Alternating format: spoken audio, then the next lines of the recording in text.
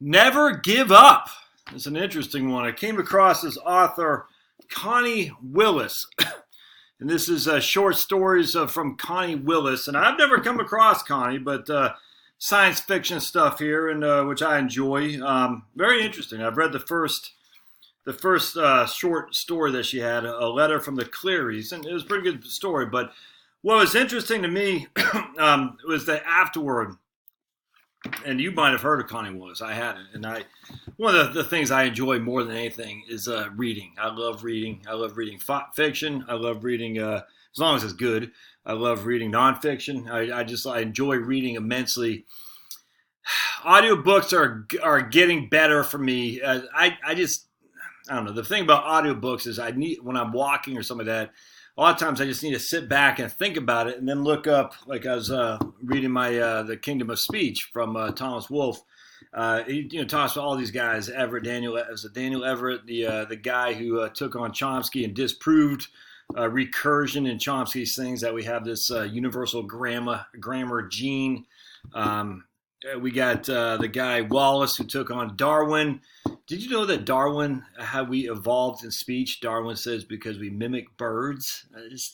Anyway, and I like when I read that, I like to be able to go in and think about it and then dig deep into some of the stuff that these guys had written and whatnot, and read their own books. Darwin's Bulldog, I'm drawing a blank at who that guy was, but there's a lot of similarities between what was going on with Darwin after initially he was worried about being ostracized, and rightly so, and then all of a sudden when they got power, they ostracized everyone else who challenged him. It's interesting, actually. I forgot the guy's name, Darwin's Bulldog, and he won a bunch of prizes too. I forgot. But anyway, same thing going on now. I mean, this is what happens. But so I like to read stuff, but I also like to read it so I can research it. But anyway, but I love reading fiction too. There's nothing better in the world than sitting around reading fiction when you got the windows open, smelling the salt water off the coast of the Atlantic Ocean. There literally is nothing better in the world. There's nothing better in the world for me in a summertime or even a cool fall day. Windows open, smelling the breeze coming off the Atlantic Ocean. Oh, I love it. I'm obviously not here doing that in Georgia. But anyway, so I want to read this afterward from A Letter from the Clearys, and why I titled this video, Never, Ever, Ever Give Up. So Miss Connie says, I wrote a letter from the Clearys when we were living in a town in the Rocky Mountains called Woodland Park, up the pass from Colorado Springs. Woodland Park was at that time a little town with dirt roads, lots of pine trees, aspens, and wildflowers, and a gorgeous view of Pikes Peak. What it didn't have was home mail delivery. So I had to walk up to the post office to get the mail with my dog. So I suppose you can figure out where I got the idea from the story. But I also remember the post office for what was the worst day of my writing life up till then, and one of the worst 2 or 3 days of my whole career. In those days, you had to mail your manuscript into the magazine instead of emailing it, and you had to enclose a self-addressed stamped envelope, an SASE, so the editor could send it back to you with a rejection slip attached. Do you remember the SAS self-addressed stamped envelopes? Like you'd send a self-addressed stamped envelope to whatever, you'd see in a comic book, and we'll mail you an order form. It's used to self-addressed stamped envelope to 1234 Main Street in Topeka, Kansas, and we'll send you our baseball card collection thing or something like that. It was just... It's crazy, man. I mean, this is going back in time. You youngins don't understand the SASE, self-addressed stamped envelope. I remember watching Zoom on PBS when I first got our TV. It was a show called Zoom. I guess I was like 9 years old or something like that. And they say, send a self-addressed stamped envelope to 111 New York City and we'll send you whatever they send us. When I hear self-addressed stamped envelope, I remember PBS and Zoom. Forgot what they're mailing. But anyway, since this meant numerous trips to the post office, I used to buy extra stamps and make out 2 manila envelopes and 2 self-addressed stamped envelopes at the same time. One for the magazine I was sending it to, and the second set for the magazine I sent it to after the first one was rejected. So she's basically saying, well, might as well knock out 2 for the price of 1. So I'm going to send it to magazine A, and once I get that back, I'll have it ready to go to magazine B just like that. I got lots of rejection slips in those days, usually literally a slip of paper only an inch wide with a, "We are sorry, but your manuscript does not meet the needs of our publication," typed on it.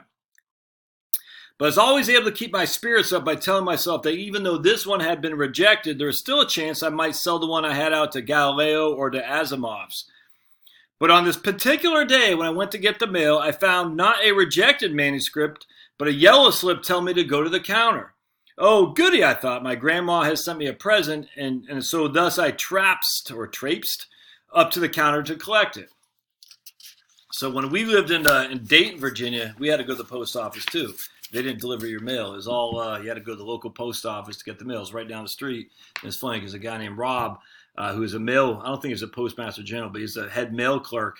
He and I got to talking. I don't think he had ever been out of Virginia, but he loved hockey for some reason. So I said, hey, we're going to a Caps game. See, the Capitals were playing the Bruins last game of the season. We want to go. And a bunch of us went. We took him up there. Robert, I forgot his last name, but man, it was like an awe. He was like, oh, man, he just had a great time. So that was pretty fun. That's the local post office. Is almost like a town hall area, if you will, in these small towns, like a central area where you can kind of, just the townspeople gather and talk. And that's a lot of the, politicking and just local community gossip and whatnot happens in that local post office. You have a bulletin board and the whole thing. And it's kind of sad when they get rid of these post offices that, that's going to happen because everything's done electronically now. It wasn't a present, says going back to Connie, or even a package. It was a stack of manila envelopes with my own handwriting on them. All 8 of the stories I had out at the time, all rejected. Not a single one left at Omni or F or an SNF for me to convince myself I might sell. So in one fell swoop, she had 8 manila envelopes, all saying, sorry, no help wanted. I thought in the long walk home, maybe they're trying to tell me something. And the something was obviously that I should quit, give up, stop making an idiot of myself, and go back to teaching school. So imagine at this stage she was a young lady, living on her own. What saved me from doing just that was those already made out stamped envelopes and self-addressed stamped envelopes. I mean, stamps were expensive, and what would it hurt to send everything out one last time? Luckily, one of the stories in that batch, The Child Who Cries for the Moon, sold to an anthology, A Spadeful of Space-Time, which encouraged me enough that I kept writing until I eventually sold to Galileo and to Asimov's and Omni and F and SNF until I wrote A Letter from the Clearys and Firewatch, which won the Nebula, whatever that is, and changed the whole course of my life. But it was close. And even though it sounds like a funny little anecdote now, there's nothing funny about it at all when it happened. So to any of you struggling young writers who may be reading this, my message to you is keep slogging on no matter what or how many rejection slips you get or how discouraged you are. As my hero Winston Churchill would put up, never, never, never give up. I just find that I'm sure she would be banned from a polite society because she likes Winston Churchill, because remember how evil Winston Churchill is what we're told, as if the Antifa members aren't evil in their own right. No one has, only those right-wing Englishmen or Americans, everyone else we're not going to hold accountable. We're going to hold Winston Churchill for some of his bad sayings for India accountable. It's weird. Either way.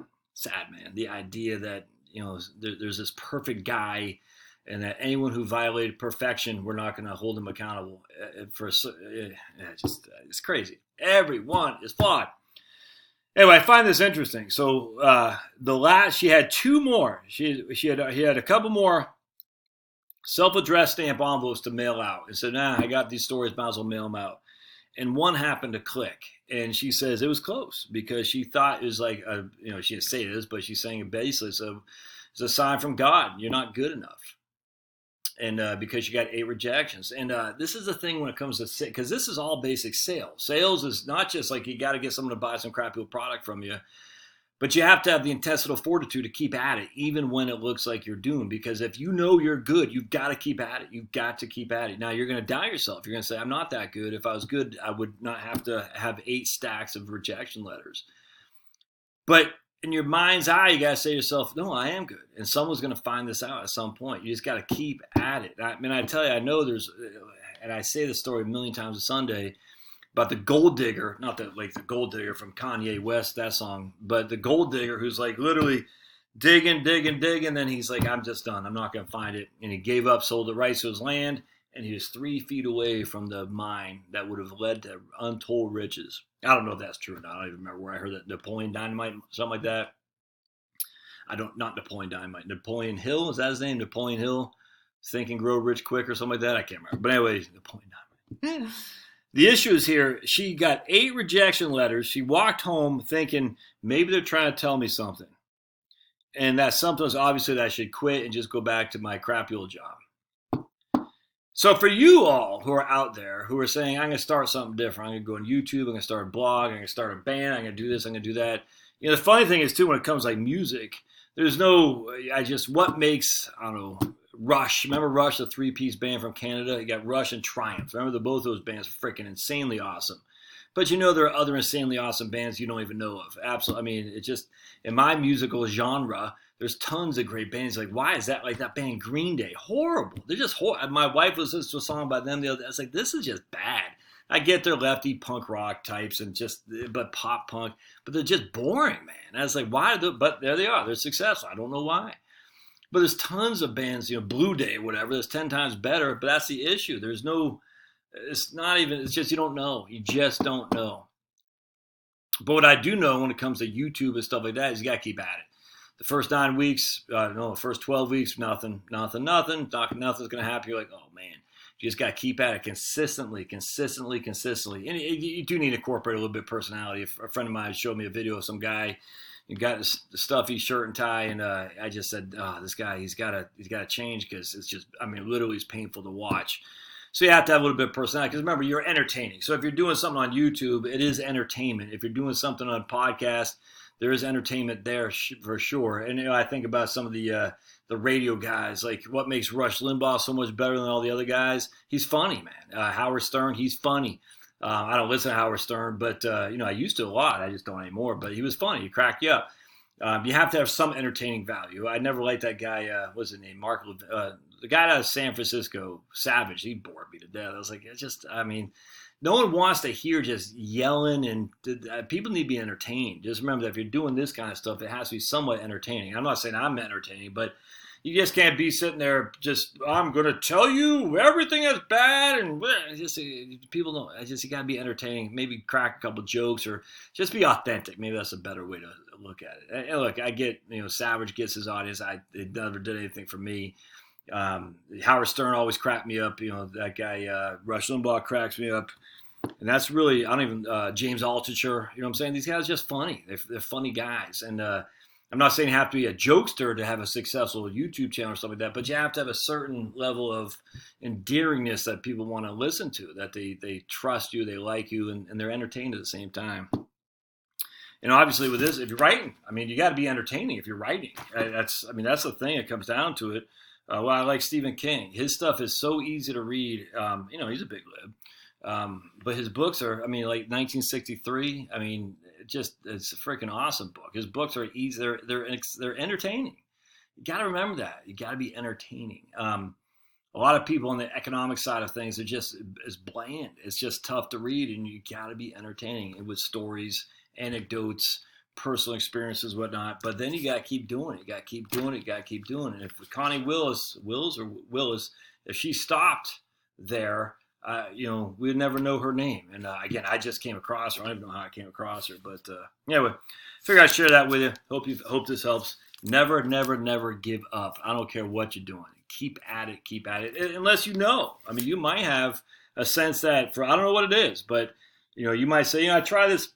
It didn't work. I tried something else. I tell you, I'd caution you on that because you're always chasing something. You got to focus like a crazy man. You just say, I'm going to focus. And I'm going to get it. I'm going to get it. I'm going to get it no matter what. I'm going to get it. My man Miles Beckler at milesbeckler.com on YouTube as well talks about the Beatles. They were playing crappy German strip clubs, I think, in like the early 60s, late 50s, you know, and like just playing show after show after show after show. They had no clue they were going to be the Beatles like we know now, and they just kept at it. But for every band like that, how many didn't succeed? I don't know. But if you love what you're going to do, writing, you just got to keep doing it. All right, we'll see you.